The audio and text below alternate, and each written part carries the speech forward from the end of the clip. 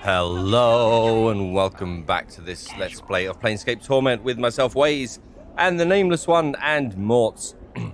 We're here in the Hive. Well, we're in a particular section of the Hive, and I think we've covered all of this. So we're going to get straight back into it, and I think the only two areas we haven't been to are the Alley of Dangerous Angles, which I'm going to come back to. We want to go and explore the southeastern portion of the Hive first. Let's not go in there straight away. I don't particularly want to start the episode by getting into a fight, and something about that tells me that might be dangerous. Don't know why, just a hunch, but there we go. So let's head down. Let's head down here. Done. And see if we've actually been to the southeastern part of the Hive. We shall find out. Okay. No, we haven't been here. And I think I'm going to try and get in the habit of doing that, using the map a bit more just to orient myself, which probably seems very obvious, but right. Sometimes the obvious isn't that obvious. What have we got here? Harlots, thugs, dwellers. Nothing of interest. Let's check the area out first and find out what we've got before we go in anywhere. So what have we got here? Kuatra's warehouse. Okay, could be interesting. And anything else?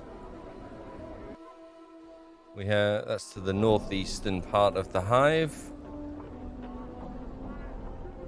Harlots. Damsel in distress. Mourns-For-Trees. That sounds like an Argonian from Morrowind. We have to talk to Mourns-For-Trees. You see a tired-looking, sorrowful old man who is gazing at the ash-dead tree in front of him. He is mumbling to himself and tapping his chin as if trying to figure something out. Occasionally he shakes his head sadly. Greetings. He seems momentarily startled as you interrupt his train of thought. He speaks in a calm, unhurried tone, but one full of sadness. Oh, greetings to you, friend. How's this day find you? Does it matter? The man is caught off guard, but then nods assent confidently. Yes, friend, it does. To me, at least. Though that doesn't count for much, it seems. He seems about to turn back to the tree.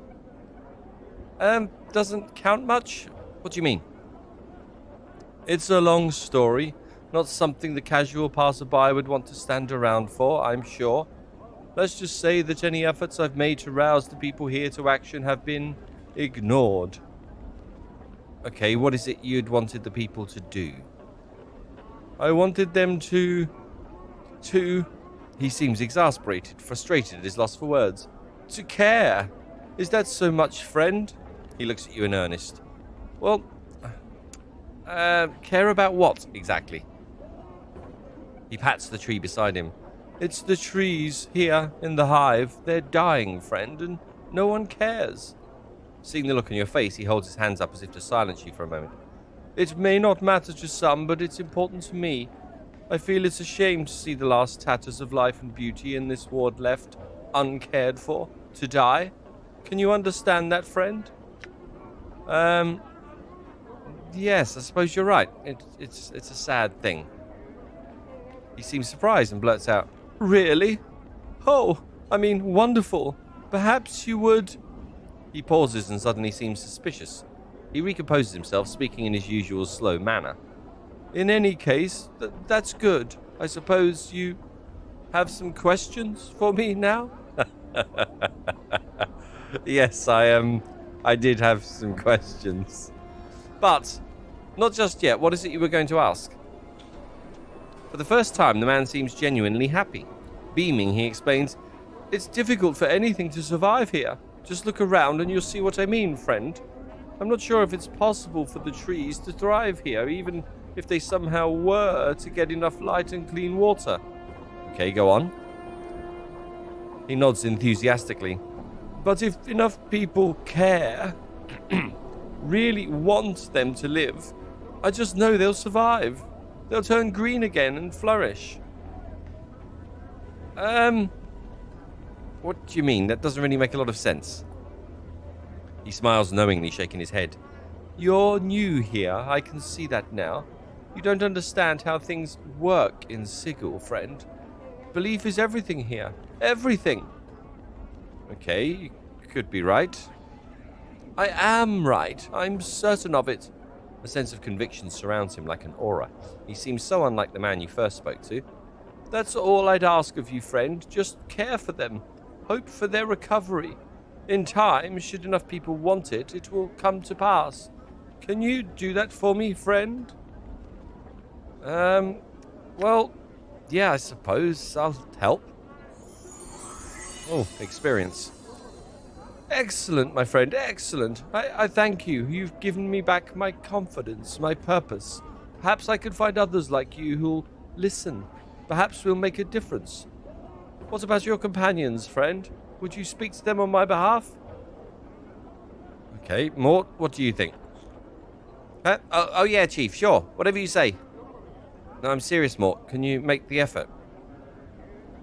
Mort looks at you for a while, silently, then nods. Yeah, I can. If it's that important to you, I'll do it. Okay. I've got some question for you, Mourns. He nods, awaiting your question. Okay, might as well. I need some herbs sprung from this seed. Can you help me? Mourns-For-Trees takes the seed from you and holds it up to his eye. What an odd seed. Are those teeth along the edge? Barbs, perhaps? Where did you come by it, friend? Old Mebeth, the midwife of the square, needs some herbs sprung from that seed. Do you know where I could get some? No. Oh, great. Mourns-For-Trees continues to stare at the seed in his hand. This is the only seed of its kind I've ever seen. He winces and a spot of blood glistens on his thumb. The barbs on it are sharp indeed.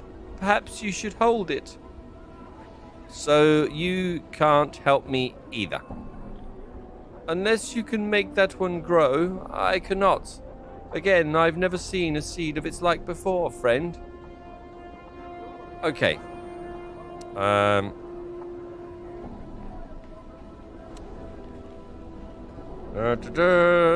are we going to do? Is there any way to make it grow faster? Mourns-For-Trees looks at the seed. Perhaps if you cared enough to see it grow. What do you mean?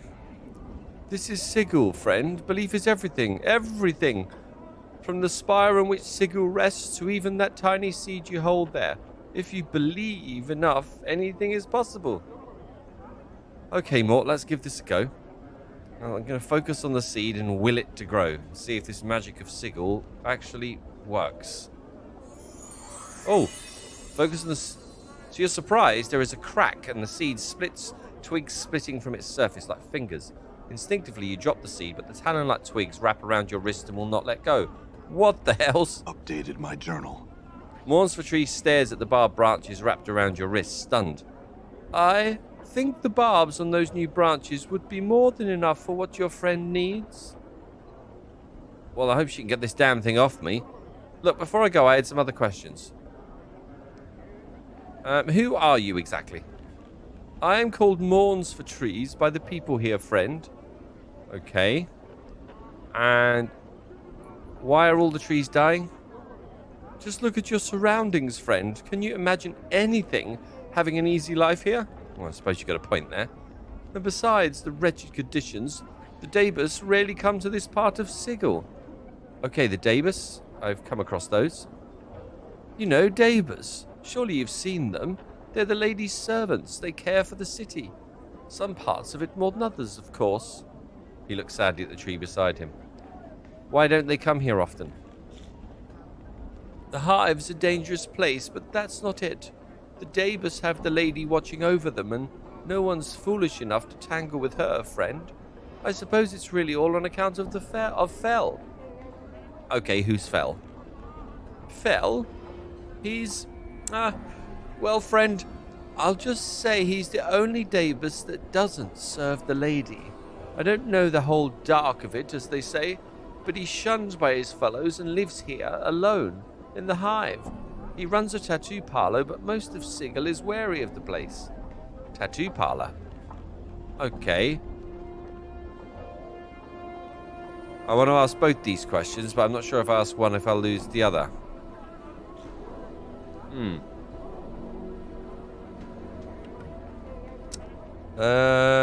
Tell me about this tattoo parlor. Fell's parlor is only a few buildings east of here. It is marked with his personal symbol, a white oval pierced by a lightning bolt. I've never been there myself, friend, but as I understand it, he's able to turn images from his speech. You know Davis speak in images, yes? Rebuses? Yes, actually, I think I do. Go on. He nods. So he's somehow able to turn images from his speech into tattoos. And not just ordinary inkings either. I'm told there's magic about them. And more than just in their making. I don't know much else about it, though. Okay, so what about the place is there to be wary of? You said they were wary. Well, friend, since he turned from the lady, many people think it's just a matter of time before her shadow falls on him.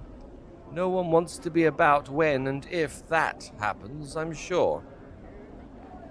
And you don't have any idea of how he came to be shunned? Like I said, friend, I'm not too sure. I've only heard vague rumors about him being on the wrong side of the issue when some power decided to butt heads with the lady. You could always try and ask him, friend. I'm told he's friendly enough, if not a little odd. Okay, some power? What do you mean? A deity, friend. A god. Normally the lady has no problem with the likes of them, as she keeps their lot out of Sigil entirely. His name was Aoska, but I don't know much else about the affair. His name was. Past tense. The man nods gravely. As I understand it, the lady destroyed him. I wouldn't forget that, if you were to ever consider messing about with her or her servants. Okay. Any other questions I want to ask him? Might as well ask. What can you tell me about this place? It's the worst Sigil has to offer, friend. Not much else to say about it. He smiles sadly. Okay. Might as well see these through. What if I was looking for work? In the hive? Unless you're a thief, I doubt you'll find any. You could always gather corpses and haul them to the mortuary gates, if you're that desperate. I hear dustmen pay a pittance for them there, in an effort to keep the hive streets and alleyways from becoming even more foul. And anywhere I could go to enjoy myself on the back of all that. Well, friend, it takes a certain sort to find anything of amusement in a place like this. I'd look for entertainment in another ward if I were you. Safer. Okay, what's dangerous? Here? Everything, friend, everything. Or maybe not me. Okay, I think that's all I needed to know. Thank you, Mourns-For-Trees. We have a weird thing around our wrist. Twisted ring. Is it show anywhere? That's my. Those are empty tattoo slots. I sorted my inventory out by freeing one slot, just by giving something to Mort and throwing away a rusty dagger. That's the extent of it. I'm gonna have some of this. I've got some things in here which are for mages only. Some things that are for thieves only. So I want to hang on to those in case if I become a mage, I will want the mage things. And if I find a thief, I want those. Most of the others are charms and things to use, like scrolls and etc. So for now, I'm going to have to hang on to them. This earring here. Okay. I want to put that in. Can I put that on? Cannot use item. Usable only by thieves. Yeah.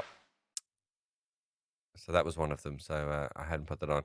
And I have two of these abysmal pipes, which I should probably use at some point.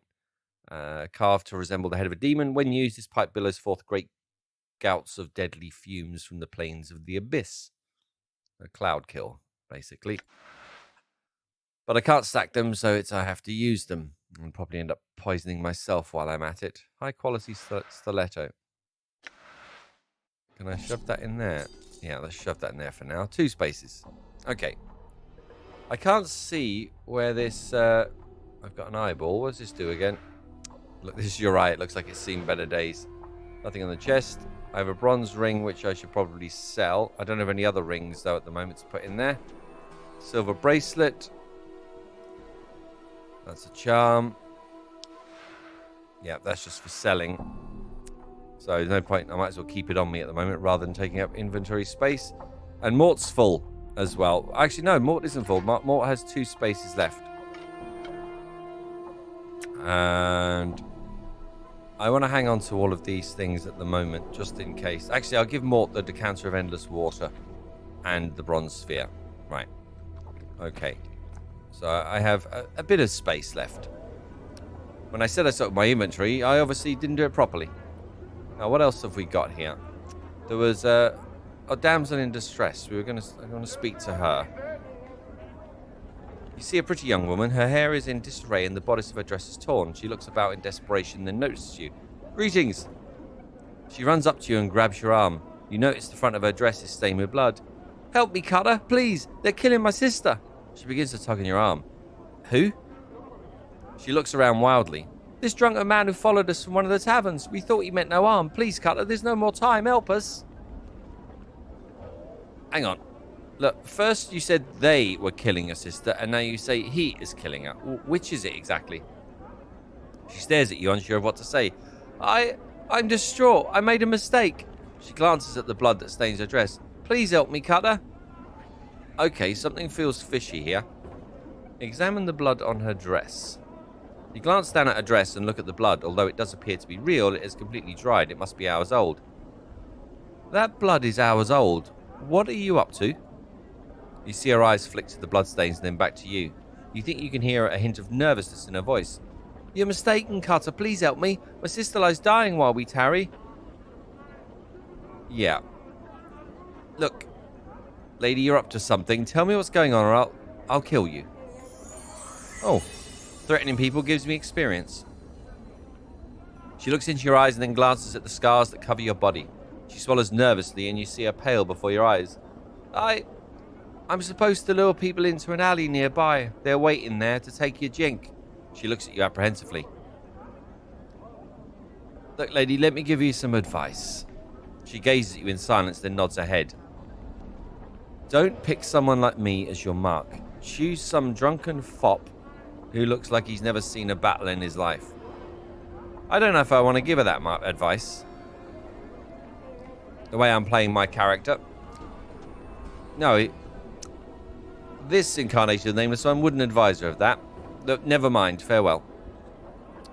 Yeah. He wouldn't do that. And I am at the moment, as I said, my aim is to try and play this as a good character. But what's interesting here, and maybe I'm not role-playing well enough, so something I need to consider more, is I am currently true neutral, which tends to be a character I like to play. But what's happening is, I think I'm reverting into a true neutral character. I know that if I think about Baldur's Gate, I tend to nearly always play neutral characters. What have we got here? Nothing. I need to be more good. I need to be better good. Okay. Angry hive dweller harlots. No. Hey, we're being watched, Chief. Just look natural. Starved dog barking thug. Yeah. Let's not speak to him, Mort. Not right now, anyway. Okay, let's check this place out. Doesn't. Painted door to tenement of thugs. Yes, let's leave that alone for a while as well. Thugs don't tend to take kindly to us. They tend to fight us a lot. Fell's Tattoo Parlor. Aha. What do we have here? Fell. Well, no surprise there, I suppose. You see a Dabus, but something about it strikes you as odd. It is the same shock of white hair, the same greenish cast to its skin, the same pair of goat horns. Then you suddenly realize this one is walking on the ground, not floating. For some reason, this makes you uneasy. Mort, can you translate for me? Mort scoffs. I'd sooner be straying through a Tanari's bowels than unravel what this goathead's trying to say. You want a translator? Find a Sigil native. Oh, that's very helpful. The Davis waits patiently, its hands tucked into its sleeves. A series of symbols materialize above its head, then dissipate and question marks appear. I had some questions for you. The Davis waits. Who are you?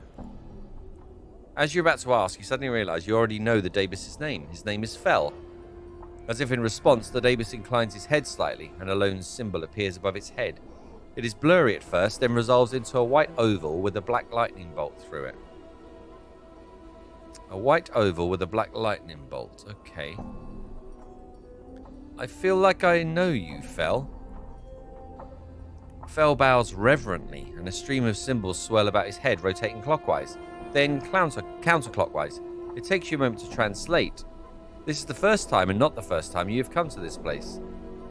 Okay. Do you know who I am? Another series of symbols materialize quickly and sharply into focus above Fel's head. Translation comes to you just as quickly and sharply as the symbols themselves, and as if you have translated the exact same string many times before. Yes, but I am not permitted to tell your story. Why not? Updated my journal. For a moment, there's no response from Fel, then a stream of rebuses appear, as if trickling out of Fel's mind. My apologies, I cannot. I cannot change the nature of a man. You can't explain why, but the last sentence sends a crawling sensation through your skull. Yeah, what kind of nature am I? Nature of a man, what does that mean? The symbols that appear above Fel almost mirror the previous stream. My apologies, I cannot say. Okay. Another question, Fel.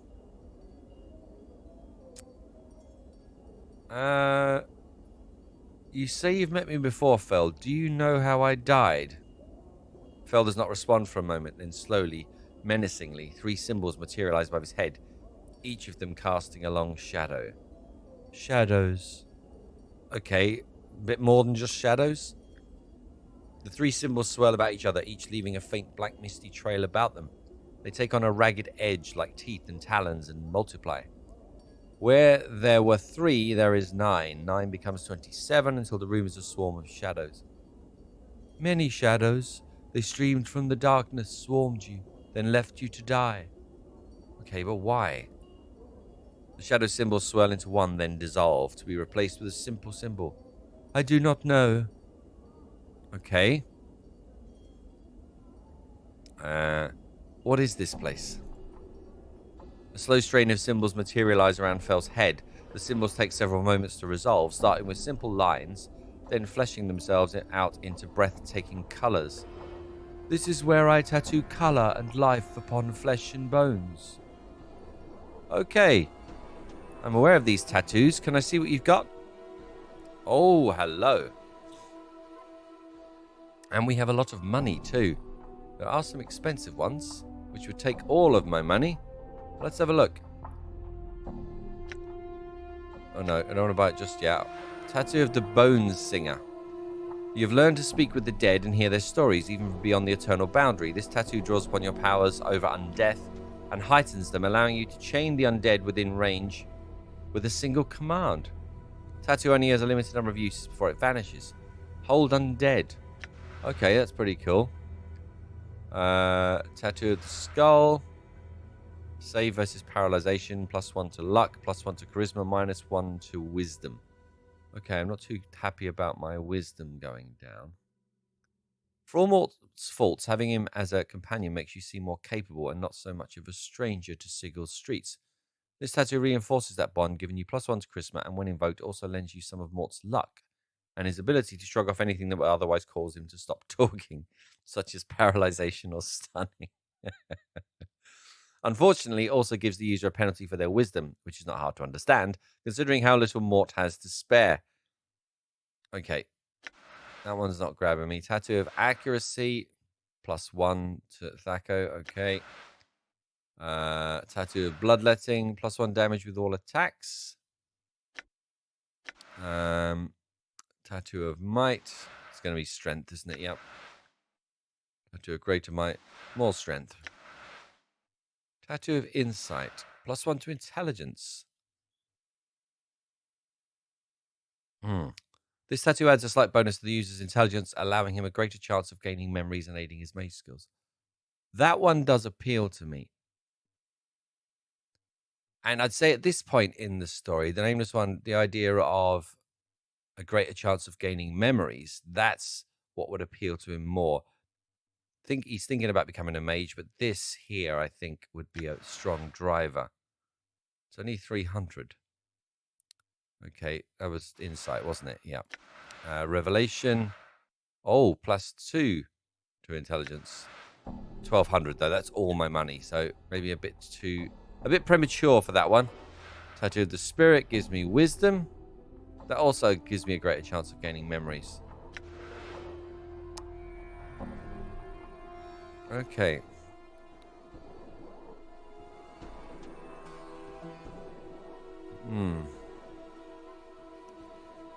What have we got? Tattoo of the Soul is +2 to his. These are all a rather expensive. Tattoo of Action is Dexterity. Okay, yeah.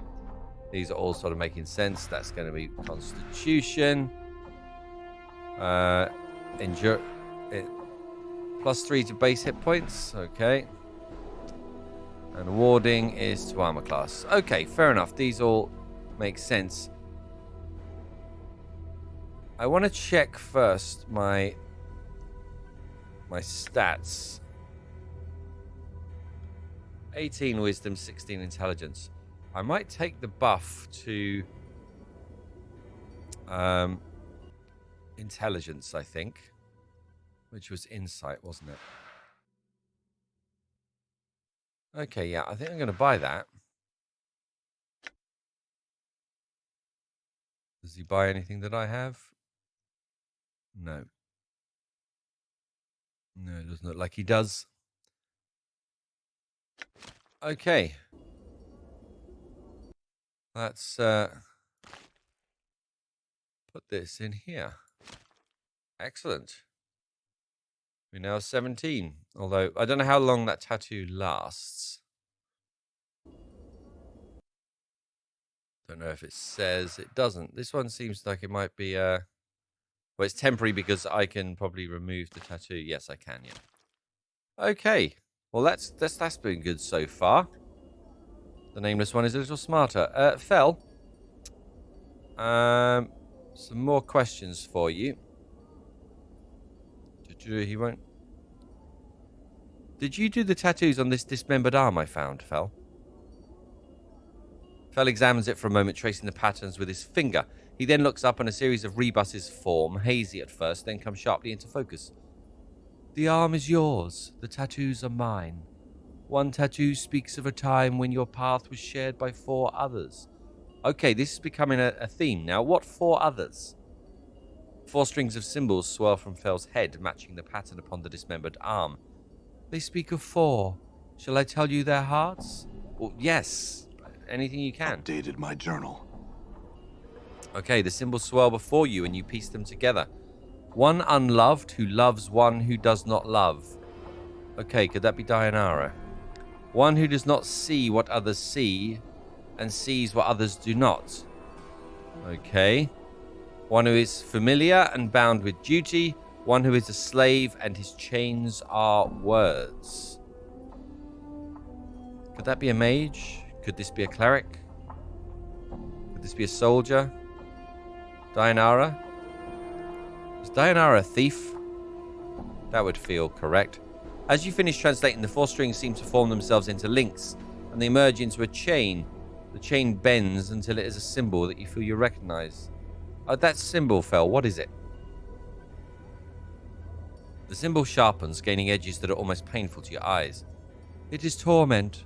It is that which draws all tormented souls to you. Fel nods at your left arm, at your shoulder. The flesh knows it suffers even when the mind has forgotten, and so you wear the rune always.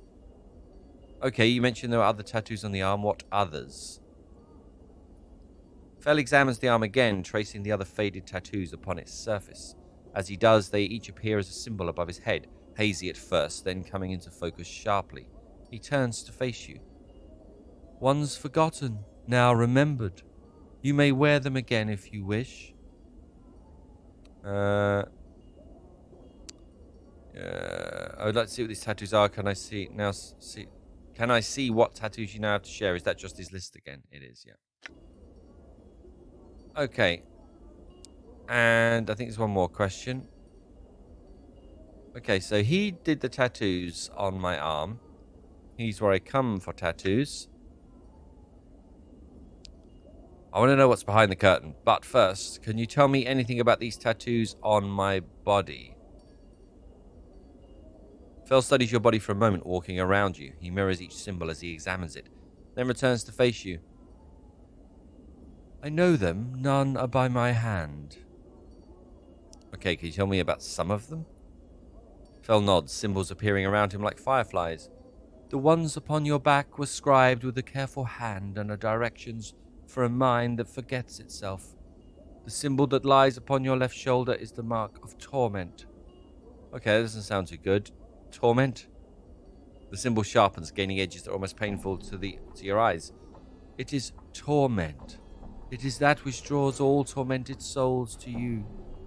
Okay, so that's what it is. Phil nods at your left arm, at your shoulder. Yeah, but he's told me that already. Okay. And the last question. What's behind the curtain, Fel? A caravan train of symbols slowly materialize around Fel, one by one. It is my gallery. Your discarded skins are my canvas. I admire you. I am saddened for you. Okay, why are you saddened for me? Another caravan of symbols forms around Fel, this time forming a circle. The mark of torment lies upon your flesh. Tragedies and loss have built themselves upon it, like stones upon a foundation. You have endured great pain. Okay, in English, or whatever the language is. A long string of rebuses appear that above Fel's head, then surrounds his arms like manacles. I admire you because you have never surrendered to the weight of these losses, despite the fact their chains hang on you still. Okay, go on. A long string of rebuses appear above Fel's head, then falls, covering him like a cloak. These losses blanket this life and all of your past ones. You shed lives like a molting serpent. You're exploring the infinite paths of life. Okay, all starting to make sense a bit, sort of. Tell me more. A long string of rebuses appear above Fel's head, then fall suddenly to the floor, streaming out behind him like a shadow. Take with you this warning. Each of your lives casts a shadow on existence. You must travel to a place where these shadows have gone mad, and regrets have scarred the earth. Well, that's happy, isn't it? Okay. Anything else you can tell me? A brief series of paper-thin rebuses appear in an orderly row next to Fel, then vanish into glowing motes. Do not sign anything. Okay. I'm not sure if I already have. Do not sign anything. Okay. Something that's probably worth remembering. Okay, other questions? I've asked all of these now. All except... What lies behind the curtain, Fel? Caravan train of symbols slowly materialize around Fel, one by one. Oh, I've already asked that. Yes. But I did want to see if there was something there. Okay, what do you mean? Go on. Tell me more. Anything else you can tell me? Very well. I just want to see if this does anything different. Okay, another series of rebuses appear, forming a spiral. They have the texture of a question about them. Do you feel complete? I think that's the truth here. I don't. In fact, ever since I woke up in the mortuary, I feel like something's missing. Something inside. Fel nods and a series of symbols materialize in a halo around him. You are strong. Keep faith, and you shall become whole again. Okay. I'll try. Now, I think that's everything now, isn't it? I think that is everything. Well, that was interesting. That was interesting. Where's the door? No containers. And thanks to LM of the Coast. Thank you for your comments. And yeah, I'm gonna, when I find a place of note, one that I think I might return to a lot that has containers, I'll maybe try dumping some of this stuff in containers. Lots of harlots around here. Barking Wilder. Okay, Mort. We probably shouldn't. But let's go and talk to the Barking Wilder. This wild-eyed man is hunched over, snarling and giving low growls. It looks like he hasn't trimmed his hair in years. It's so long it forms a veil over his eyes. He has a long, stringy mustache caked with grease and sweat, and the tips of the mustache droop so much that they've become tangled in his ragged beard. I'm tempted to growl at him.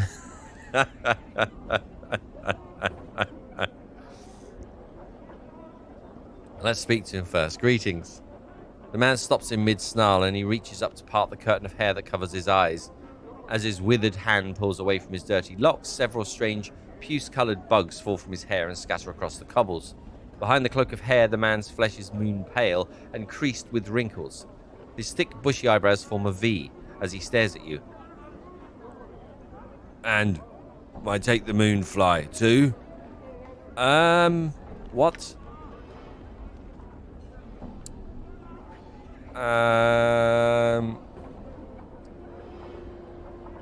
Take your hand and fly to the moon. Not today, my friend. The man frowns, but his eyebrows tilt upwards in a reverse V, creating a bizarre expression. You have no idea how he accomplished the facial expression, but it makes you uncomfortable watching the muscles beneath his face shift into a new pattern. You can't tell whether he's angry, curious, both, or neither. Singed speak a man, answers prefer a wood woman hearts. A single kiss speaks a woman's heart, but a man's answer is what you would prefer. Very well then, but know this. My answer is a question, and an answer from you is what I would prefer.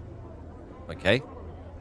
The man seems mesmerized by your voice. With every word you speak, a light flickers in his eyes. Barking Wilder. I am. A wanting, asking, may you may. I can't figure out what kind of voice to do for this guy. You may and I will. Who or what are you? Chaos. He stutters out the word as if having difficulty getting his tongue around it. Some say Zeos Cytex. I say Estecdisox. Chaos men. Men no. Nem no. Men yes. 3 no's make a yes. He hunches down on his knees and begins to rock back and forth, singing in a childlike soprano. I'm not going to do a childlike soprano. Not this early in the morning. Chaos man, hop along home. A faction it is, yet we are alone. Okay, so you're one of the Chaos men. Very well, I had some other questions. He claps his hands delightedly, like a child at a festival, then gives a howling shout. Question! Okay, do not shun this question. Are you one of the Chaos men? Chaos! He stutters out the word as if having difficulty. Okay, he said this already. Yep. He said all that. It's the same stuff. I'm just going to say goodbye. I don't want to I have no interest in joining the Chaos Men. Whoever they may be. I'm not sure what path that might take me down. I have enough chaos already. Well, that's a tree. Well, that's a tree with one snap branch too many. Mort rolls his eyes. No sense in chatting with Zeocytex. Chief, they're a balmy bunch. Okay, who are the Zeocytex? They're a faction who don't have any rules except don't keep one thought in their head for too long. They're sometimes called Chaos Men. No need to explain why. How do they get members? They just seem to attract members like flies. Well, members that are crazy or chaotic enough, I suppose. I don't think they have any recruiters, though you really can't say anything about them for sure. Okay, thanks, Mort. Anything else of note that we have? Okay. Just the warehouse. We're almost around.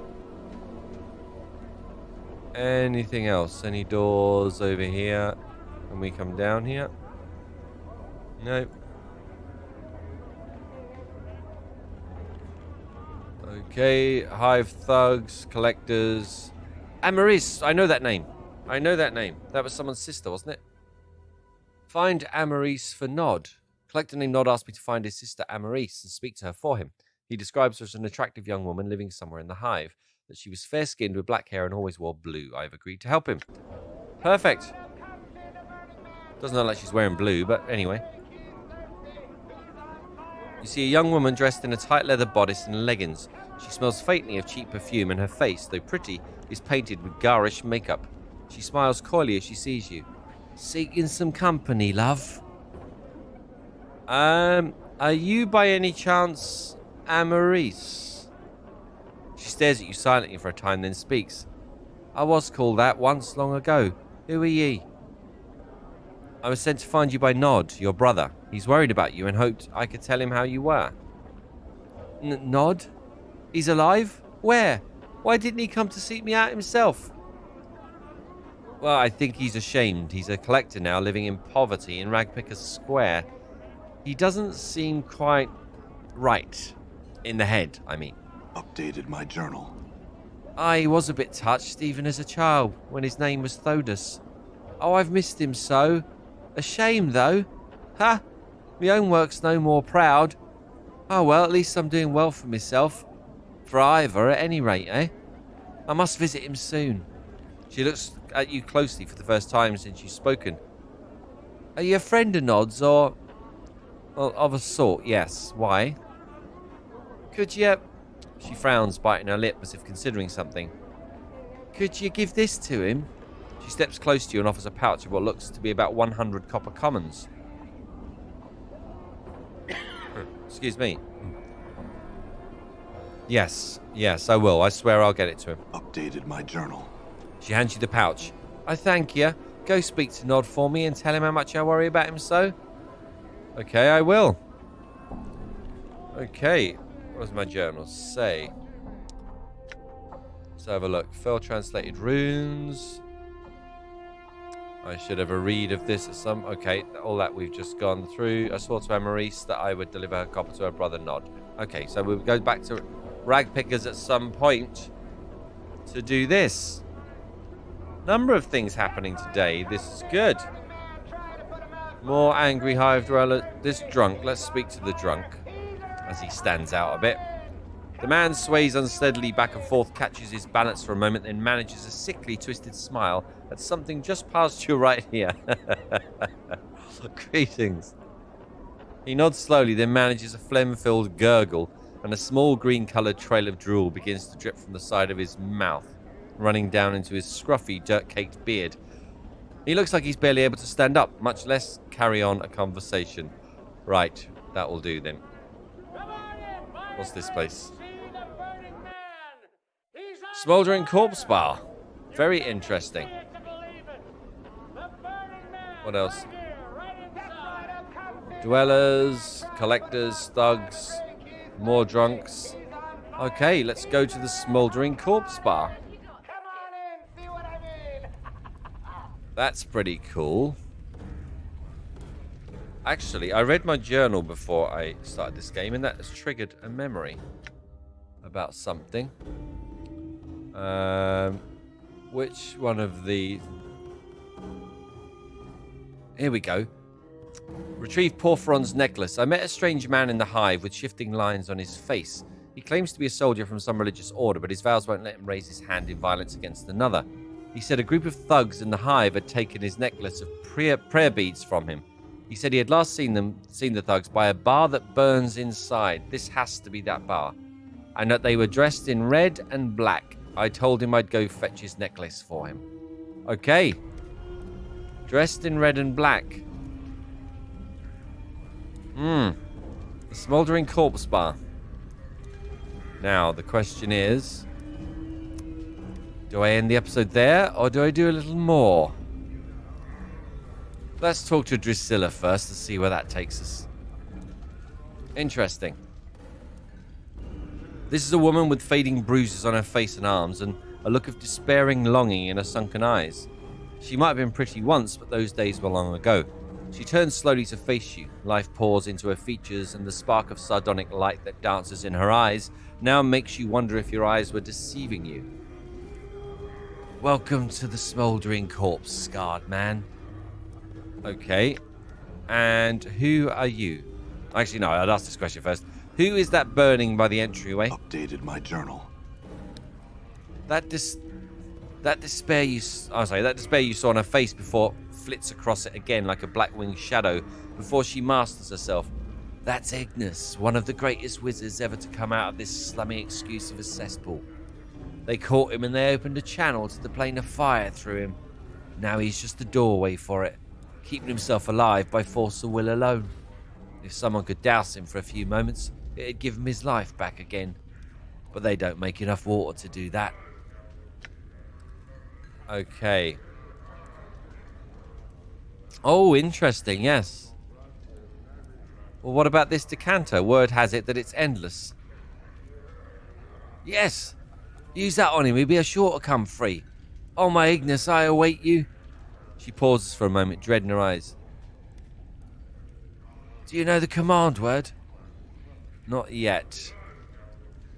Then go find it, I implore you. She tugs on your arm. Her eyes have taken a frantic sheen of madness. Okay, I will. Just, I've a few other things to figure out first. When will you free Ignis? As soon as I can get this to him. They say this decanter holds an endless supply of water. Yeah, okay. I don't know the command word. Questions first. Who are you exactly? I was Ignis's lover. We both loved the flame, though he loved it more than I did. But now I watch his beauty as he rides in the art of fire, and I, Drusilla, loved them equally. Yeah. You're a little balmy, aren't you? Okay, some questions? What can you tell me about this tavern?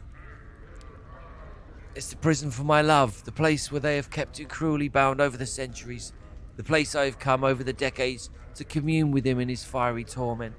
It's the place that has driven me to live beyond my years and beyond my means. I hate this place. Okay. And will I free Ignis? As soon as I can get around to it. Okay. Found a use for the decanter of endless water anyway. Cool bar, I have to say. I do like the music too. Okay, there are a lot of people in here. Lots of people. And we've only just entered. I think we could possibly spend a whole episode in here, so I am going to leave that there. Lots has happened. We have a new tattoo. Which will hopefully help us with our memories, with our increased intelligence. We met Fel, the tattoo artist who basically knows us from our previous incarnations. I think we'll be speaking to him again. And we found Amaris, Nod's sister. I think, is there anything else? Possibly. But making some progress. And yeah, I'm going to leave it there. And I hope you're all well. And until next time, take care.